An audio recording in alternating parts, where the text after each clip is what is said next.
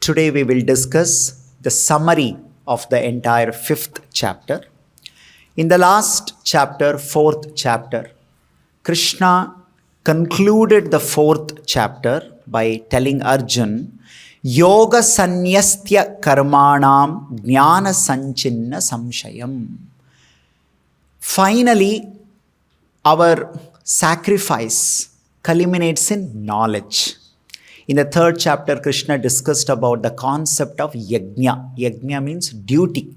So when we do our duty, which is called sacrifice, it gives us knowledge, transcendental knowledge. So we have discussed elaborately what is that duty, yajna and knowledge and all that. So Krishna said, when you achieve that, sanyastya karmanam, you should cease, stop all the work. Finally, the one who gets the knowledge will stop all the work. Therefore, one who has renounced the fruit of his action, whose doubts are destroyed by transcendental knowledge, and who is situated firmly in the self, is not bound by work. He's not bound by any work. So Krishna told Arjuna. So now Arjuna is thinking, if somebody who has the knowledge is not bound to do their work, then why is Krishna asking me to again fight? Because he told this in the 41st verse, and the 42nd verse, which is the last shloka of the 4th chapter, Krishna told, Tasmat, therefore, Arjuna, stand up and fight. So Krishna told the one who has knowledge is not bound to work. Now immediately saying, therefore, Arjuna, you destroy your doubt with the weapon of knowledge and stand up and fight. So Arjuna again got confused. So again he's saying, please, nishchitam, decisively tell me. You want me to fight or you want me to renounce the work? I'm still not getting clarity. Actually, this is the 5th chapter. This question Arjuna has already asked in the 3rd chapter. If you see in the 3rd chapter, same thing Arjuna is asking. Jayasi chet karmanaste mata buddhir janardana tatkim karmani ghore mam niyojasi keshava. So again he says, Krishna, which is better? Working is better, not working is better. So then he's saying that I'm confused. He says, Tadekam vada nishchitya, the same word, nishchitya. Nishchitya means clearly, without any doubt. Please tell me. So in the beginning of 3rd chapter, Arjuna asked the same question. Now in the beginning of the 5th chapter, Arjuna is asking same question. In the 2nd chapter also, Krishna asked the same question. What is that? Karpanya doshopata swabhava pruchami tvam dharma sammoda chetaha. I don't know what to do. I don't know, should I fight or I should not fight? Yat shreyanshan nishchitan bruhitan me. The same word, nishchitam, means clearly, without any doubt, without any confusion. Please explain to me, should I fight or I should not fight? 3rd chapter, he asked the same question. 5th chapter, again Arjuna is asking same question. Krishna has already given the answer. But that answer is not very clear to Arjuna. So he's again asking. So generally when two people speak and so the person again asks the same question, even though answer is given. So the person who gives the answer may get irritated. How many times should I tell you? Are you so dumb that you don't understand? How many times I'm answering you? But that is not the way Krishna is answering. Arjuna is now asking 3rd time the same question after explaining so much. Or the person who is hearing may say, what you are telling, I am not understanding only. The way you are telling, I don't understand. Or the person who is answering may say, you're so dumb, you're asking same thing. How many times should I tell? This is not the way we see in Bhagavad Gita. Arjuna is encouraged to ask questions till he understands. No problem. Krishna is prepared to answer. This is the spirit of a preacher. The spirit of a teacher is that he is determined to help the student. He's not getting upset. He's not getting angry or irritated. Oh, what is this? No, how many times should I tell? No, you're so devoted and committed to help the student because finally the student should get the benefit. So what Krishna is doing now, one more thing we can do is, so then people ask the same question again and again. You can repeat the same answer. No, that's not what Krishna does now. Because third chapter was called Karma Yoga.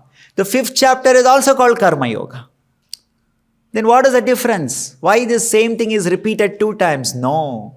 Krishna is answering Karma Yoga from different perspective. Sometimes when you tell something to somebody, they miss that or they don't understand it. Now you try to tell them from another angle, from another perspective. Same concept from another perspective. Like for example, you want to buy one house. So when you want to purchase a house, so you're standing from outside and seeing the house. That is one perspective. So what we can do now, we can take you inside and show you from inside. Okay, from seeing inside, you get another perspective. Right? Or you can show some locality of that place. You can show many ways, the same thing. So the decision is the same. Should I purchase this house or not? So we have to give multiple perspective. Then the person who is hearing, it becomes easy for them to make decision. So Krishna had explained what is Karma Yoga. Karma Yoga started from 2nd chapter. Karmanyeva adhikaraste ma phaleshu kadachana. Krishna told Arjun, do your duty, but don't be attached to result. It started the concept. Again, 3rd chapter, Krishna elaborately explained what is Karma Yoga. 4th chapter, Krishna explained how when you do Karma Yoga, it will give you knowledge, and that knowledge will destroy all your doubts, many things like that. So now you have to go ahead and fight. So now Arjuna's doubt is, okay, so should I still fight or not fight? Now what Krishna will do, we will see that, how Krishna will answer. So basically in this chapter, Krishna says there are 2 things. One is called Karma Sannyasa, other one is called Karma Phala Sannyasa. What is the difference? Karma Sannyasa. Sannyasa means renunciation. Karma Sannyasa means renunciation of the work itself. I will not do the work, because Arjuna's confusion or Arjuna's misunderstanding is that he thinks whenever Krishna tells sannyasa means he thinks not doing the work is sannyasa. Not doing the work is equal to sannyasa. Arjun thinks that doing the work means attachment. Doing the work means reaction and entanglement. So better I don't do the work only. That is why he's saying I will not fight. Because if I fight, there will be reaction, and the reaction will create entanglement. So better we will not do the work only. That is called karma sannyasa. Sannyasa from the karma. Karma means activities. Karma means duties. So better I'll not do the activities. I'll stop the activities. So this is one type of renunciation that people know. This one type of renunciation. Oh, if I do all these things, I will get entangled, so I'll not do all that.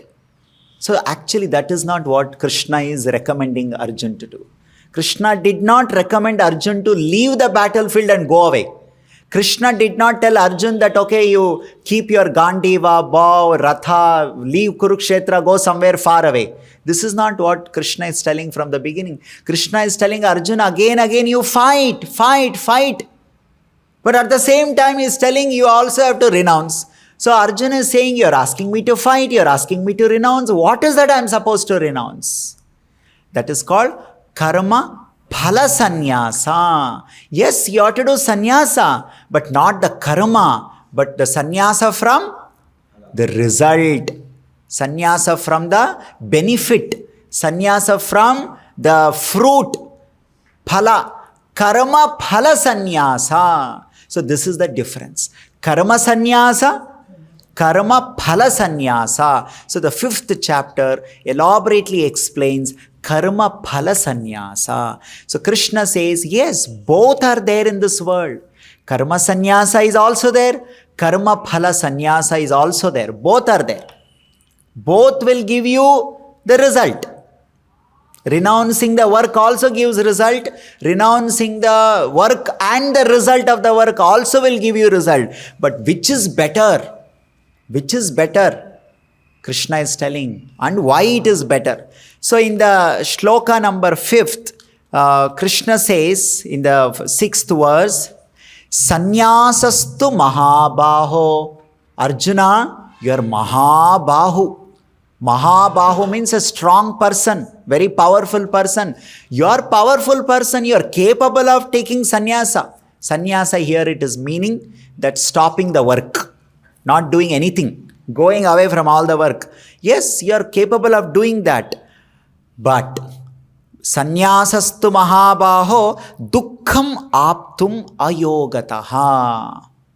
But if it is not done as a yoga, if it is not done as yoga, it brings dukkha. It will be very difficult and it will full of difficult experience. Dukkha. Very painful experience it will be. Not easy.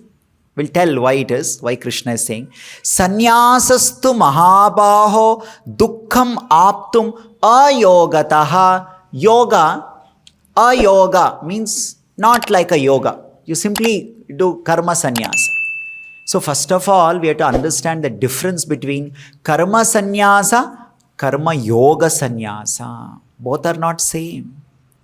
Karma sannyasa is simply not doing that work because it is troublesome. Oh, if I fight, if I do Kurukshetra war, it's very painful. I have to fight with my family members. I have to, kill them. And it's very difficult for me, so better I'll not fight only. So that is called karma sannyasa. But Krishna is saying same thing you do, but with yoga mentality. What is that yoga mentality? That you don't do that for yourself. You're not the beneficiary of the result. You see, this is something very interesting. Bhagavad Gita has total 18 chapters. First 6 chapter called Karma Yoga. The middle 6 chapter is called Bhakti Yoga. The last 6 chapter is called Jnana Yoga. The first 6 chapter, again, same thing comes repeatedly. Karma Yoga, Karma Yoga, Karma Yoga. What is that? You have to do the work, but don't take the result for yourself. This is what we learn in the first 6 chapter. What is that? We have to do the work. We have to do our duty, but you should not do that for thinking that the result is for me. This much clarity we'll get. Then for whom is the result? Result is coming. Fruit is coming. Result is there. Then who will take the result? If I am not taking the result, then who else will take the result? That is not very clear. It is there, but it's like some 1% information is there. That who is the enjoyer of the result comes in the latest 6th chapter. Who is the enjoyer of the result? Krishna is the enjoyer of the result. Bhoktaram yajna tapasam sarva loka maheshwaram suhridam sarva bhutanam jnatvamam shantim richati. This is the last shloka of the 5th chapter. Krishna is the enjoyer of all the yajnas. Krishna is the enjoyer of all the karma that we do. And Krishna is openly declaring it. So when you say, okay, I do some work and so I have to do, but I don't enjoy the result. Somebody else, when we hear this, it increases anger in our mind. Is it? I have to do all the work and someone else will enjoy that. It will make us angry and upset. I have to do everything, it seems, and somebody else will enjoy.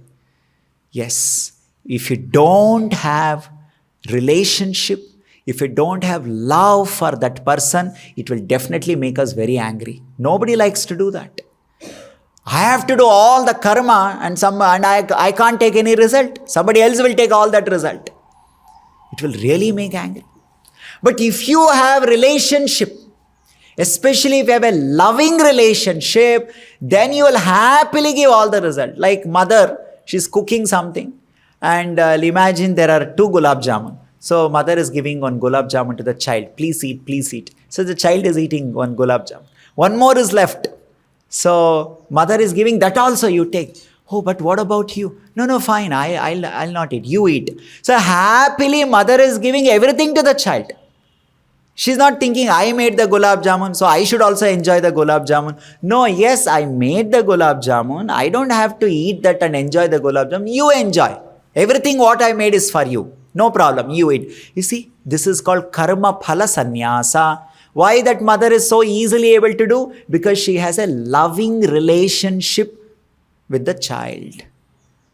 So to develop that loving relationship, you should know who that person is. What are the specialities of that person? How is connected to you? That is the middle sixth chapter called Bhakti Yoga. In the middle sixth chapter, elaborately Krishna speaks about himself, our connection with him, and how he is connected to us, how we are connected to him, so that it becomes very clear, so that we can develop loving relationship with Krishna, so that we can work and we can give the result to Krishna. Otherwise, it is very difficult. Simply doing work and not taking any result from that work seems to be very painful. So, first sixth chapter teaches Karma Yoga or Karma Phala Sannyasa Yoga. See, till now it is not openly called Bhakti Yoga. It is called Karma Phala Sannyasa.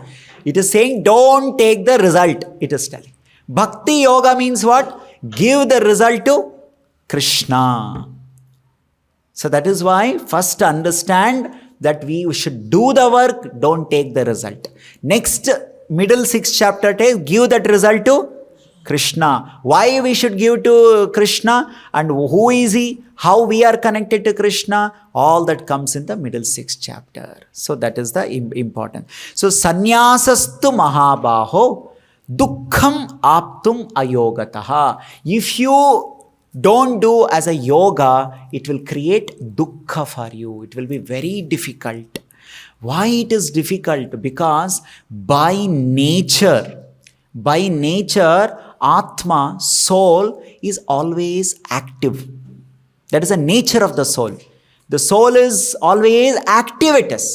It's conscious. It is active. Now, karma sannyasa means what? What is the meaning of karma sannyasa means? No work. Any work is there, you say, no, I should not do this. I should not do this. Negating the work, it becomes actually unnatural for the soul.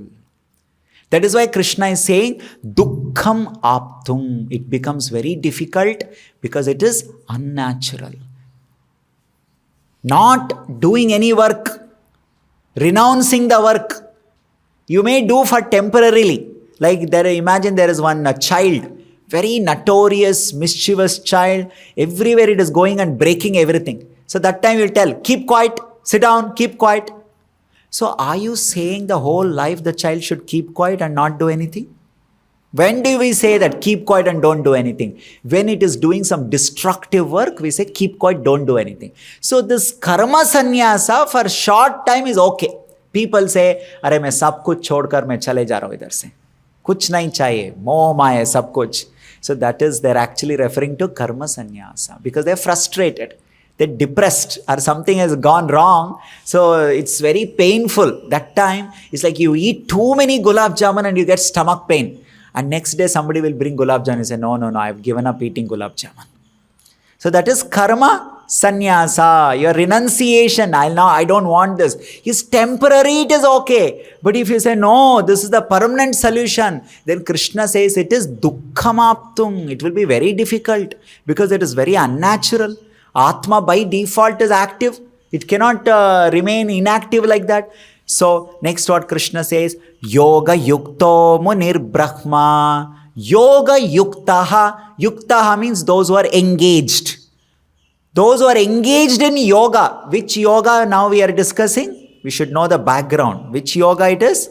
Karma yoga. So it is in a context. Yoga yukto munihi. The one who is busy in doing the yoga. Which yoga? Karma yoga. Karma yoga means he is acting, but he is not taking the result. Yoga yukto munir brahma. Such a person will get the final truth. Brahma is referring to the ultimate truth. Yoga yukto munir brahma na chiranadhigacchati na chira.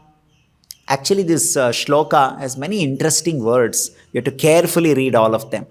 Chira means long. That is the meaning of chira. Na chira means very quickly. So Krishna is saying, those who are engaged in karma yoga very quickly achieve the ultimate truth. They very quickly achieve the ultimate truth. Those who are engaged in karma sannyasa means they have given up everything and not doing anything. For them it will be experiences dukkha. It will not be a good experience. So here two words we have to carefully observe. One is dukkham, another one is nachiraha. Dukkha means troublesome, difficult experience, not joyful experience. Another one is what? Time. So there are two factors Krishna is talking about. One is experience, another one is time factor. Anything we want to do in our life, we always consider these two things. Hey, how much time it takes? We ask. Anybody asks something, come and do this. How much time? How? Like somebody says, hey, come, you do this course. Take this course and you do. You will get some job, good job and all. Oh, is it? Okay. How long is this course? It is 20-year course. Oh, then I am not interested in this. 20 years I have to study. The moment the time is very important. That is why Krishna is bringing that topic called time. Nachira. Arjuna, this karma yoga is very quick. So it is motivating Arjuna. Why should we do karma yoga? Because karma sannyasa is very long process it is. It's very long process. If you take other method, what is the other method? I don't want result also. I don't want action also. I am frustrated. I don't want anything. Right? So people, sometimes they interact with others and sometimes they get cheated and all that. They say, I don't, koi lena dena nahi hai kisi ke saath. I don't want anybody in my life. I've given up all relationship because it has given me very bad experience. So I don't want people, I don't want relationship, I don't want any experience. So that is karma sannyasa. Karma phala sannyasa is different. So Krishna is saying karma phala sannyasa are also called karma yoga, or also indirectly it is called bhakti yoga. It's very quick. It's very quick it is. You will very soon you will see the result. Right? That is why anything we want to do in our life, we ask how long it will take. How much time? Another one is, okay, how long is one and how is the experience? If it is good experience, everybody likes to do. If it is a very troublesome experience, very difficult, I'll tell you same example. There is one course. You have to complete this course, you'll get job. Is it easy? Everybody will ask that. Is it very easy? Some subject. When we are preparing for exam, people will ask, can you give me some, which topic I should study? Give me some easy chapter and easy, everything always ask for easy. Isn't it? Nobody likes the tough one, difficult one, like that. So Krishna is saying, karma sannyasa is very tough, very difficult. Arjuna, you are Mahabahu, you are a very powerful person. Even for you it will be difficult. Sannyasastu mahabaho dukkham aptum ayogataha. So it will be difficult one and also it will be very long time consuming. On the contrary, bhakti yoga or karma phala sannyasa yoga, it is easy and it is very quick. So that is why Krishna, Arjuna, you better do karma phala sannyasa. You are thinking, no, I will not fight. No, that is very difficult. Why it is difficult? Again, Krishna explains in the further verses. What Krishna explains, why Krishna is not recommending Arjuna to do this. It's a very important concept. The whole Bhagavad Gita, all Vedic literature is dependent on this one concept. That is in the verse number 13, shloka number 13. Krishna says, Sarva karmani manasa sanyasaste sukham vashi navadvare pure dehi naiva kurvanna karayan. Krishna says. He says that Atma, the soul, is sitting in a city of 9 gates. What does the city of 9 gates means? Our body. This body, Krishna is giving a comparison. City, because finally we are all staying in some city. We are residing in city. So Krishna compares our body to a city which has got 9 gates called Navarandhra. Where are the Navarandhras? Ears, 2 ears, eyes, nose, all those things called Navarandhras. So the Atma is staying inside that city. That means what happens in the city, you are getting influenced. If there is a strike tomorrow in the city, sometimes they do bandh or strike. So you cannot come out. So finally what is happening in the city is it is influencing you. So Atma is there in this body. So body and Atma, these two things first we have to understand. So because you are staying inside the body, what happens in the body has an influence on us. So now Krishna tells what happens in our body is called impression. What is that called? And in Sanskrit it is called samskara. Samskara means impression. And impressions have two subdivision in that. One is called instinct, another one is called impulse. What is that? Instinct and impulse. Impulse in Sanskrit are called vega. Vacho vegam, manasa krodha vegam, udara upastha vegam, jihva vegam. Like this, vega. Vega means impulse, urge. Their urge. Generally, the impulses are considered to be negative. They have negative influence on the soul.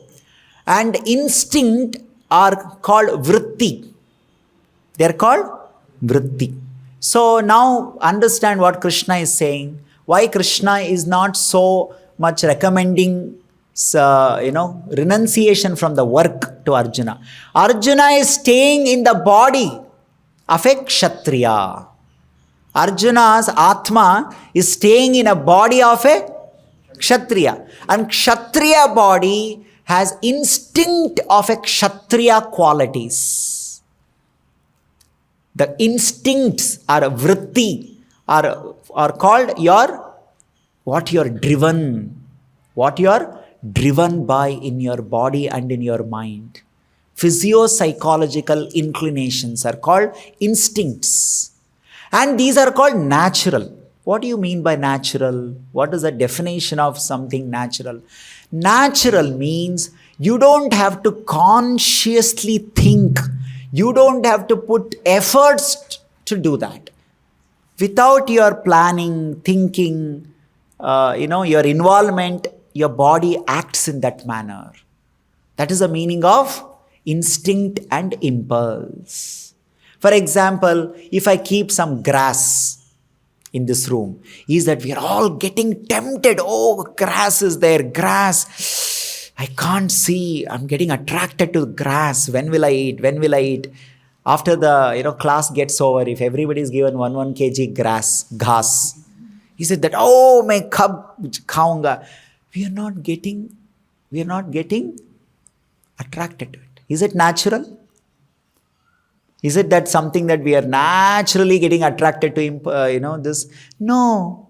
Because that kind of things is not there in my mind, it is not there in my body. But you keep the grass. One bag of grass or chara, you keep it. The cows will constantly be looking at it. When will they release my rope so that I'll go and eat that? They're constantly getting it because in their mind, in their body, getting attracted to ghas or grass is natural. Isn't it? So this is something that we have to understand. Krishna is saying, Sarva Karmani, all our karmas, Sarva Karmani, Manasa, including our mind and body, Sanyasaste Sukham Vashi, Sanyasya, you renunciation means you have to be aware of this, that you are staying in a city of 9 gates and the city has its own impulse and instincts. And what happens in your body has impact on the soul. So Arjuna is staying in a body of a Kshatriya, and Kshatriya has certain instincts. And what are those instincts? As a Kshatriya, they cannot tolerate any injustice. If there is any anyaya, injustice, Kshatriya body cannot keep quiet. Like you see, when the calf is born, the baby cow is born, and the mother at that time will be very aggressive and very active. Anybody goes near that calf, she'll try to hit that person. So it cannot tolerate.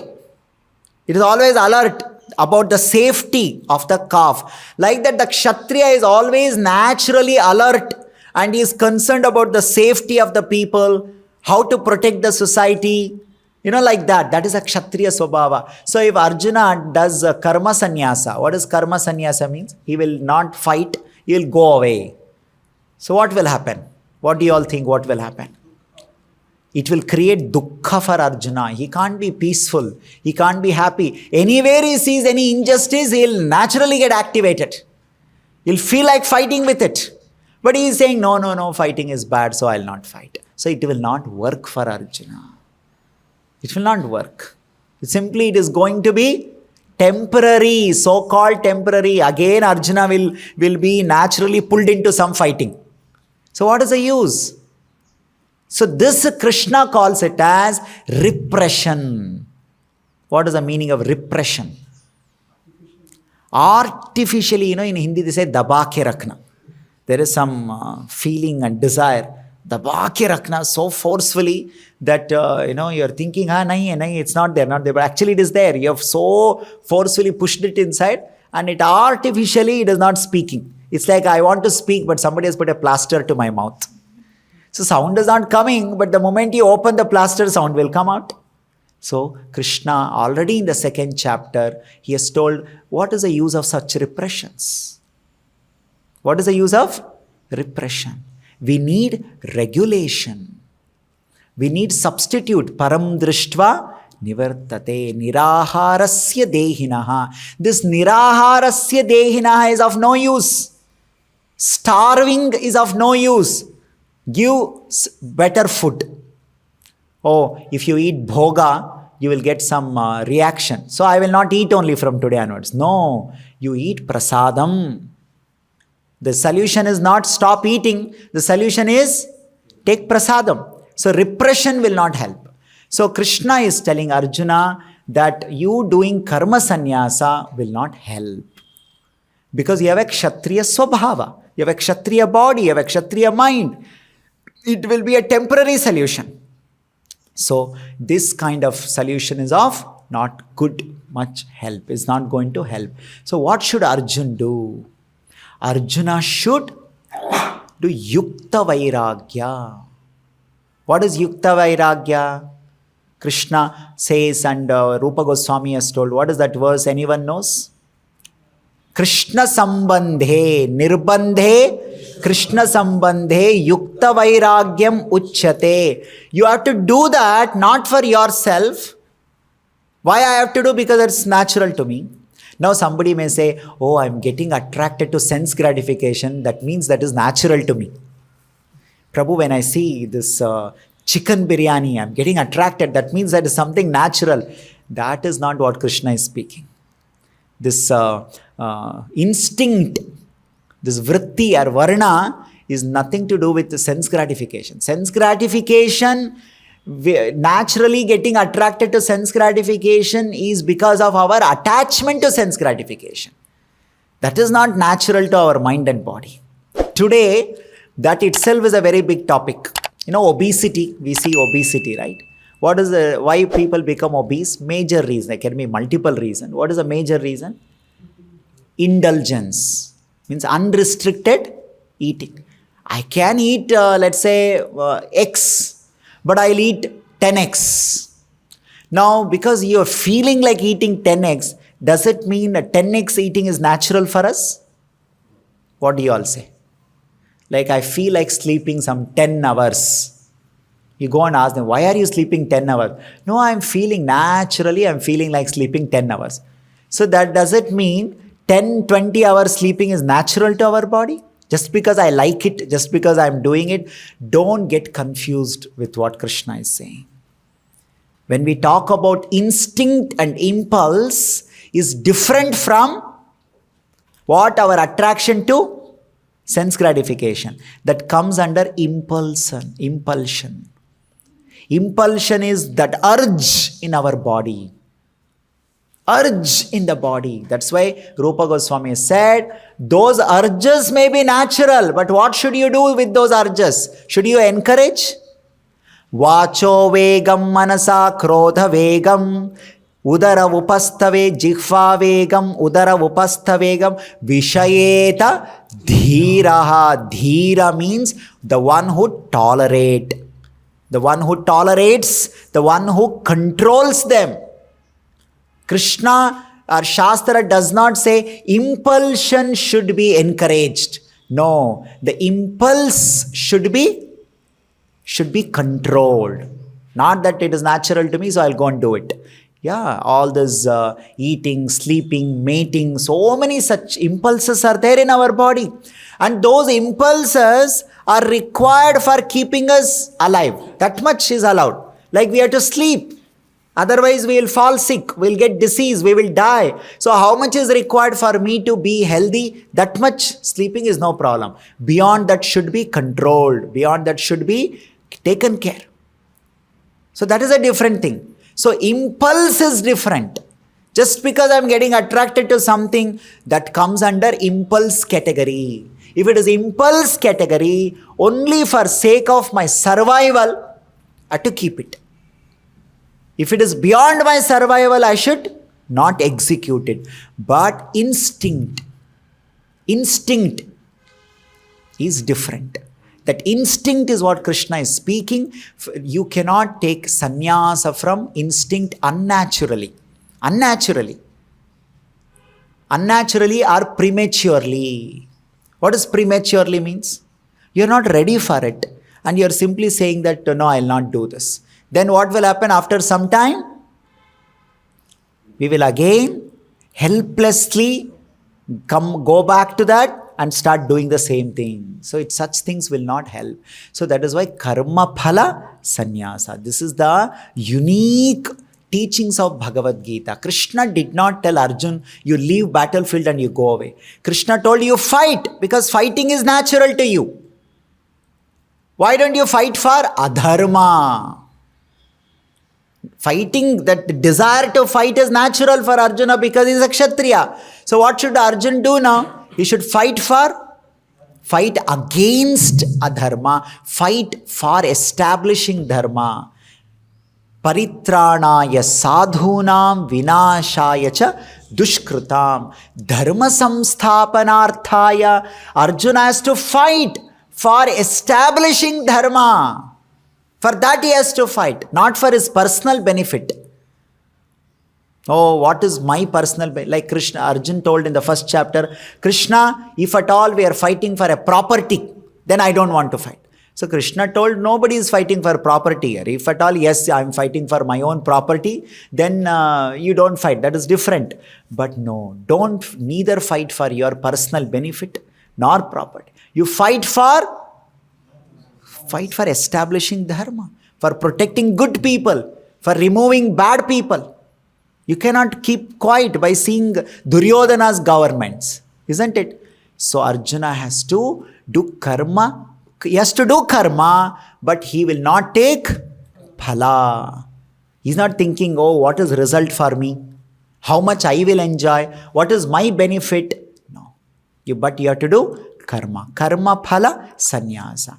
That is how all the devotees in Hare Krishna movement, but that Prabhupada established, we all do this bhakti yoga, which is called karma phala sannyasa. We don't stop any work. We don't stop any work. We are engaged in all the work, but we don't take the result. We are sannyasis. Why? The sannyasa is there, but it is karma phala sannyasa. Oh, you're all sannyasis, but you're all eating gulab jamun. What kind of sannyasi you are? Yes, that gulab jamun is not made for me. It is made for Krishna. You have to be very careful. If I am the cooking in charge and when I'm making the menu, I like gulab jamun, so I will add gulab jamun in the list. Then it is not karma phala sannyasa. It is karma. It's not even karma yoga also. Karma is what? What does karma means? Karma means it has reaction. I do that because of my likes and dislike. That is called karma. In the 3rd chapter, Krishna has discussed. 4th chapter, Krishna has discussed. Isn't it? So karma is based on my personal likes and personal dislike. I like this, I will do. I don't like that, I will not do. Krishna says that's very dangerous, and that will keep you in the material world. That will create entanglement. Bandhana, karma bandhana. So that is, not even karma yoga. So karma yoga or karma phala sannyasa means I will cook. I'll work very hard. I will go do shopping. While shopping, I will ask that shop person, give me good quality materials. I don't want the substandard item. Good sabji you give. I will argue with him. No, don't put this one. Put that sabji. That is better. All this is actually sannyasa. Somebody may say, you are saying your sannyasi is so much you are bargaining. You are telling your sannyasi is so much you are selecting. You should be like one. You should be like one indifferent. कुछ नहीं फर्क पड़ता है आपको. वो कचड़ा दे रहा हूँ, अच्छा चीज़ें दे रहा हूँ आपको, आप सन्यास है ना, सब कुछ एक जैसा देखना है. पंडिता समदर्शिनः. क्या है समदर्शिनः ना? Same fifth chapter only, Krishna is saying, such a person becomes Samadarshi. See, you become on Samadarshi. That you'll start seeing everything with this knowledge. That is not the meaning of Samadarshi. That you have gone to get sabji, and that person said, Acha, ek karma sannyasa yogi has come, sannyasi has come. Take advantage. Give me all the kachada sabji to him. Because anyway for him everything is same. He is a Samadarshi. He sees everything same. Does it mean we will accept that and come back? No. Samadarshi does not mean I'll be like one, stone. No. I'll be still careful. I'll get into every detail. I'll ask, no, give me better one. Come back and very nicely cook. But when I'm doing all these things, not for me. Nothing for me. That's the point. It's nothing for me, then who is the enjoyer? That will come in the next 6 chapters. It's all for Krishna. Why for him? Because he loves you and you love him. There is a loving relationship. Then only we can give. What we can give? Not some XYs, okay, I'll give some here and there. No, when you understand that, you feel like I'll give my life also. Isn't it? Some 2 unknown people will be there. And 2 unknown people, they come in contact. And the relationship improves. And now they say, oh, I'll give my life for you. How did you come to this point? 1 year, 2 years back, you did not know this person. You didn't even know. Now you are saying, oh, I like you, I'll give you my life, I can do anything for you, I'll die for you. How it changed? Same thing Krishna is saying in the middle 6th chapter. When you understand who Krishna is, how you are connected to Krishna, all these things, you come to the point of, I'll give my life for you, Krishna. That's so important. Because Krishna is the enjoyer of everything. So here Krishna is saying that our body and mind has certain instinct and impulse. According to instinct, we are to act. So better we should, what is that called? Better, Prabhupada says, dovetail. In English, there's a word called dovetail. Arjuna is naturally has that spirit for fighting. So better fight for God. Somebody has a natural desire to do business for God. So like this. So what is natural for us? And that you do, but don't take the result. That you do, but don't take the result. Because if you take the result, you have to be in this material world. Offer the result to Krishna. And Krishna will give prasadam back to you. That prasadam you enjoy. Prasadam you enjoy, no problem. But you don't directly enjoy. Like we are all allowed to enjoy after paying the tax. That means what is remaining with us is a prasadam of the government. If it is government prasadam, no problem. You can do whatever you want to do. Nobody has any problem. If it is not government prasadam, then you can be arrested. You can be penalized for that. Because government will come and say, "Hey, bhog hai, hey, prasad nahi hai. Aapko bhog khane ka adhikar nahi hai." Then you say, "Arey, main karma kiya hai, ye mera result hai. Aapko kyun de raha hai mujhe?" नहीं, आपको देना है. So currently paying tax is what? Karma yoga. Okay, what to do? I can't take, I'm giving you. Because we don't have loving relationship with the government. We are like, I have to give, what to do, like this. But when you have loving relationship, that is called donation. This is called tax. Tax, nobody happily gives the tax. Ayo, I have to give tax. How can I save this tax? How can I hide this? Somehow can I give less tax? Everybody thinks. But donation means happily on their own they're coming and they're saving and bringing and giving. I want to give. See, that is called bhakti yoga. Isn't it? Bhakti yoga means happily giving. Paying tax is not bhakti yoga. It is like on karma yoga. I have to give, but okay, I'll give you like this. So anyway, Arjuna's body is a kshatriya body. So for him, karma sannyasa will be dukkham aptum. And also Arjun says, no, I want ultimate moksha and all those things. He says, okay, you can get moksha and all, but the process will be very troublesome, very, very difficult, and it will take long time for you because it is not natural for you. It is not natural for you. So what is Krishna recommending in Bhagavad Gita is that you dovetail, you engage your ability, your desire, your talent and all those things in the service of Krishna. And that's what Prabhupada did with all the devotees. So many devotees had so many inclinations and talent and so many things. Somebody was interested in some painting, somebody was a musician, somebody was an good author. So Prabhupada told all of them, do this for Krishna. You do this for Krishna. In that way, they contributed. They became sannyasis. At the same time, they made spiritual advancement. And they were also happy and satisfied.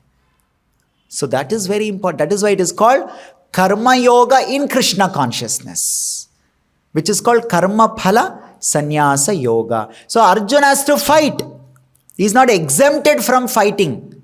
But he will not take the result for himself. He will fight for Krishna. He has to fight for Krishna. So that is what is being discussed in all these things. And then Krishna comes to this point and he says why we should not so-called enjoy the result. Why? Because there is a reason for that. So before that, this famous verse, Vidya Vinaya Sampanne Brahmane Gavihastini Shuni Chaiva Shwapakecha Pandita Samadarshina. Samadarshina, you have to become Samadarshina, the way we have discussed, not in a misunderstanding way. So why we should not enjoy the result? Why we should take sannyasa from the result but still do the work? Krishna says this is the problem. Please repeat this, verse number 22. It's very important verse. Yehi samsparshaja bhoga. Yehi samsparshaja bhoga. Dukkha yonaya evate dukkha yonaya evate dukkha yonaya evate adi antavantaha kaunteya adyantavanta kaunteya na teshu ramate buddhaha na teshu ramate buddhaha. This is the reason why we should not try to enjoy directly. Krishna is giving the reason. In English, it is called etiology. Etiology means understanding the cause, the connection between cause and effect. That is called etiology. You should know if I'm going through some experience, what caused me this experience? These effects which are seen, we need to see the cause behind it, so that you can do something with that. So connecting the effect with the cause, or connecting the cause with the effect, is called etiology. And this is that etiology Krishna is saying here. What is the cause and what is the effect? So here Krishna says, Yehi samsparshaja bhoga. Bhoga means enjoyment. Bhoga means? So what do we think enjoyment in this material world? Enjoyment comes from sparshaja, some sparshaja. Sparsha means contact. Sparsha means contact. Ja means, what is ja? Janma, birth. Sparshaja means it is born from the contact. It is born from contact. So what is this contact that Krishna is speaking? Contacting the sense with the sense object. When the eyes contact with something and there is an experience, which we think as bhoga. The eyes come in contact with what? Sound. So there is certain experience which is called bhoga. The tongue comes in contact with taste or food. Then there is a certain experience which is called bhoga. My skin comes in contact with the touch. Then the experience is called bhoga. Right? My nose comes in contact with smell. I like this smell. Oh, I don't like this smell. Oh, I like this sound. I like this music. I don't like this music. So this is called samsparshaja bhoga. The happiness or enjoyment which is the result of your senses coming in contact with sense object. This is called enjoyment in this material world. Krishna says, dukkha yonaya evate. You are thinking that is enjoyment. We are thinking that is.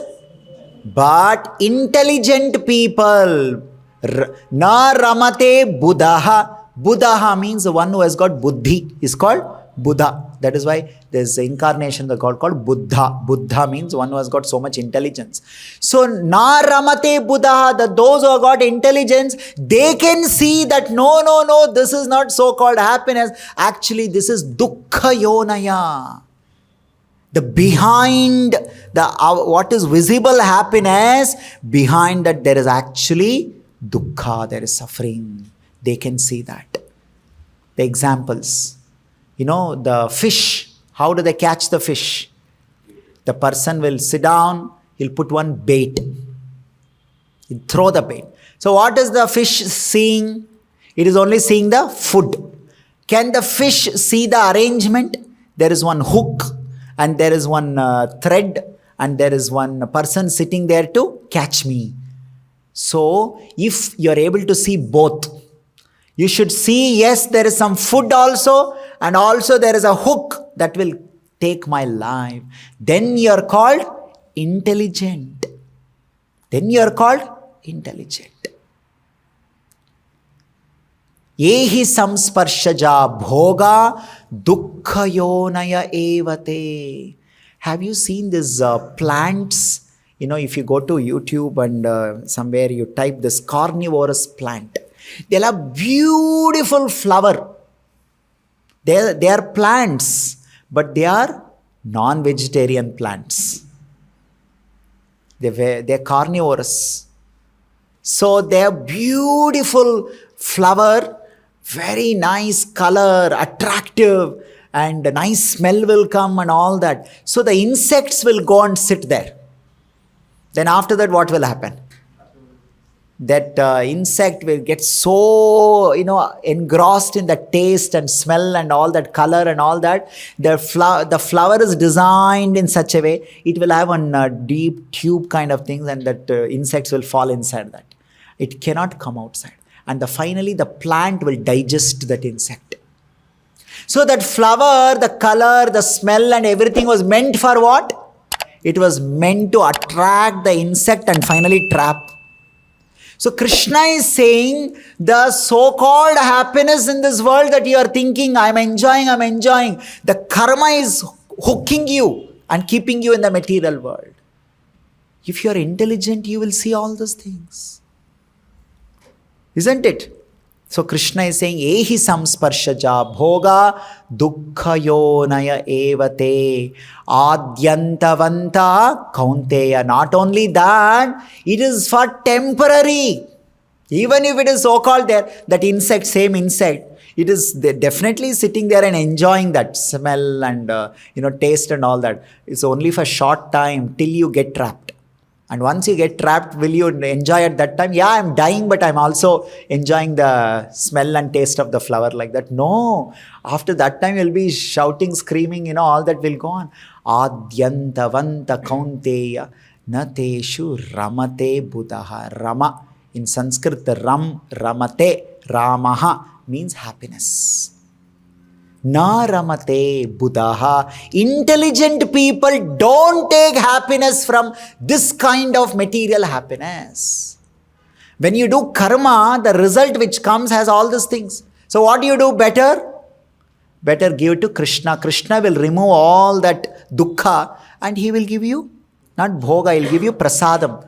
What is the difference between bhoga and prasadam? Bhoga entangles. Prasadam liberates. Imagine you throw food. There are some places for the fish, they will throw the food. But they'll throw that food without any hook. That is prasadam.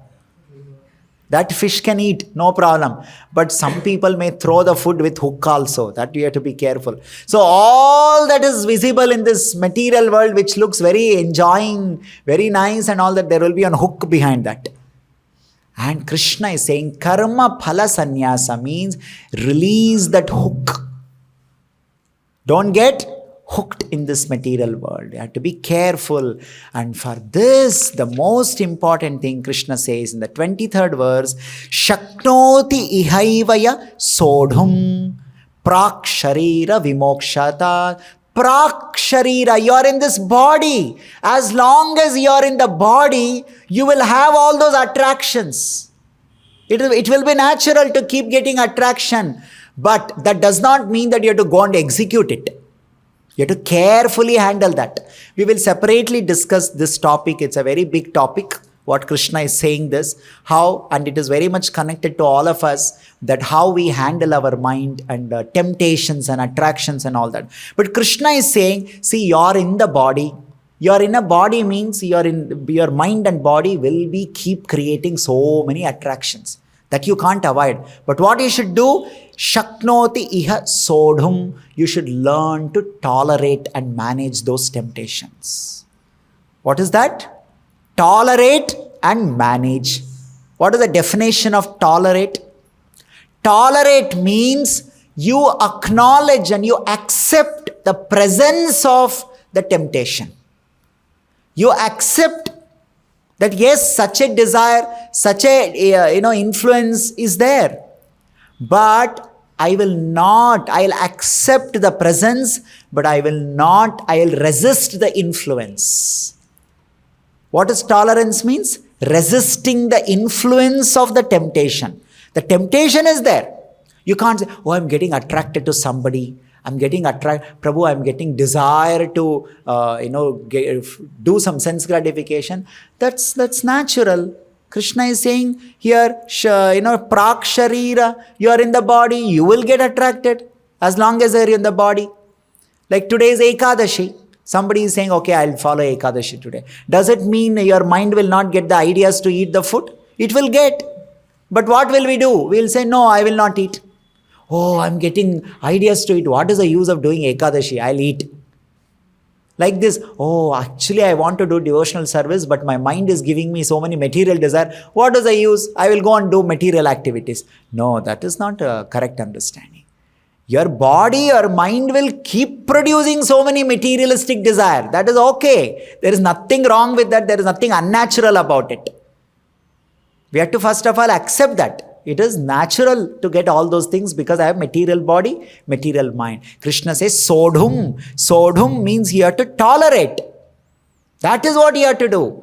Arjuna may get ideas in his mind, but he has to tolerate that.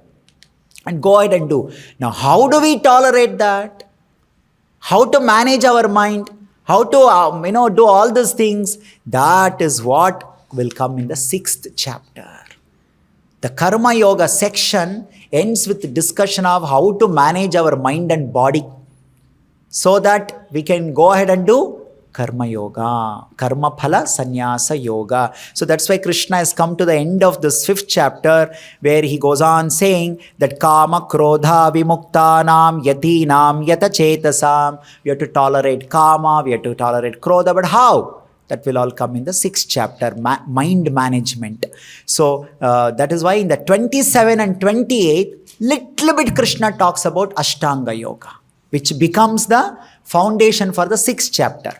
Sparshan kritva bahirbahyam chakshu chaivantare bhruvo pranapano samakritva nasyabhyantara charino yatendriya manobuddhir munir moksha parayanaha vigatecha bhayakrodo yesada mukta evasa. The Krishna is speaking here about Ashtanga Yoga. We have to control our body, mind, senses, breathing and everything, all that requires. So, and then in the last verse, Krishna says, Bhoktaram yajñatapasam sarvaloka maheshwaram. Arjuna, I am the ultimate. I means is referring to Krishna. Krishna is the ultimate enjoyer of all the yajna. We are all supposed to first of all do yajna, and yajna has certain result, and that result is always enjoyed by Krishna. And Krishna in return gives us prasadam.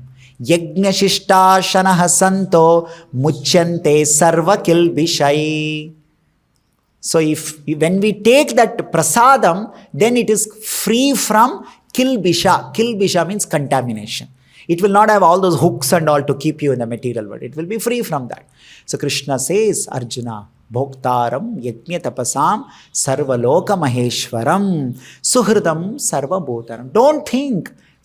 Krishna, Arjuna should not think, oh, Krishna is telling me that we should not enjoy it to Krishna. See, he's like my enemy. He's taking away all my hard work. No, Krishna is not our enemy.